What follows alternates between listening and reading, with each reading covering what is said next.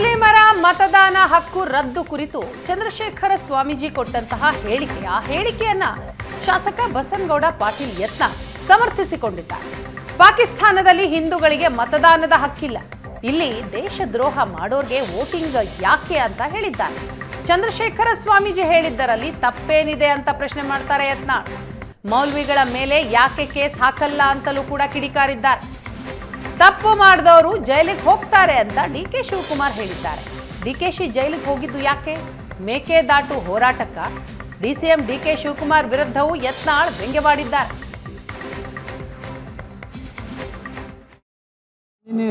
ಒಕ್ಕಲಿಗರ ಸ್ವಾಮಿಗಳು ಏನೂ ಅಂದಿಲ್ಲ. ಅವರು ಏನು ಹೇಳ್ಯಾರ? ಅವರು ಪಾಕಿಸ್ತಾನದ ಹಿಂದೂಗಳಿಗೆ ವೋಟಿಂಗ್ ಪವರ್ ಇಲ್ಲ, ಇವ್ರಿಗೆ ಯಾಕೆ ಕೊಡ್ಬೇಕು? ಇಷ್ಟೆಲ್ಲ ದೇಶದ್ರೋಹಿ ಕೆಲಸ ಮಾಡ್ತಾರಂದ್ರೆ ಏನು ತಪ್ಪಾಯ್ತೇನ್ರಿ? ಸ್ವಾಮಿಗಳು ನಮ್ಮ ಸಮಾಜದ ಬಗ್ಗೆ ಮಾತಾಡೋದು ತಪ್ಪೇನ್ರಿ? ಆ ಪಾಪ ಅವ್ರ ಮ್ಯಾಗ ಕೇಸ್ ಹಾಕ್ಯಾನ. ಇದೇ ಡಿ ಕೆ ಶಿವಕುಮಾರ್ ಹೇಳ್ತಾನೆ, ಇವತ್ತು ಎಲ್ಲರಿಗೂ ಒಂದೇ ಕಾನೂನು, ಯಾರು ತಪ್ಪು ಮಾಡ್ತಾರೋ ಅವ್ರು ಜೈಲಿಗೆ ಹೋಗ್ತಾರೆ. ಹೌದಪ್ಪ, ನೀ ಅದಕ್ಕೆ ಜೈಲಿಗೆ ಹೋಗಿದ್ಯೋ ಪುಣ್ಯಾತ್ಮ? ಮೇಕೆದಾಟು ಸಲ ಹೋಗಿದ್ದೇನು?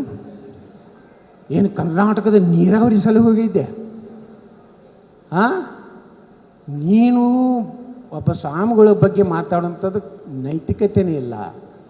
ಇಂಥದ್ದು ಸ್ವಾಮಿಗಳ ಮೇಲೆ ಕೇಸ್ ಹಾಕ್ಲಕ್ಕತ್ತ ನೀವು ಲೆಕ್ಕ ಹಾಕ್ರಿ.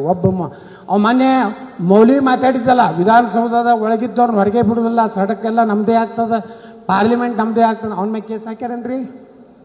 ಆ ಮೌಲ್ವಿ ಮೇಲೆ ಕೇಸ್ ಹಾಕ್ಯಾರೇನ್ರಿ? ಇಲ್ಲ. ಇವತ್ತು ನಮ್ಮ ಒಕ್ಕಲಿಗರ ಸ್ವಾಮಿಗಳ ಮೇಲೆ ಕೇಸ್ ಹಾಕ್ಯಾರ. ಮೊನ್ನೆಯಲ್ಲಿ ಅಫ್ಜಲ್ಪುರ್ನಾಗ ಒಬ್ಬರು ಸ್ವಾಮಿಗಳು ಬಂದಿದ್ರು ಗುಲ್ಬರ್ಗಾ ಕಾರ್ಯಕ್ರಮದಾಗ.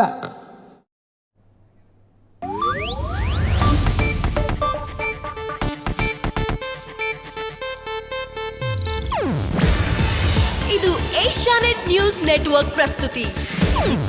ನೀವು ನೋಡ್ತಿದ್ದೀರಾ ಏಷ್ಯಾನೆಟ್ ಸುವರ್ಣ ನ್ಯೂಸ್.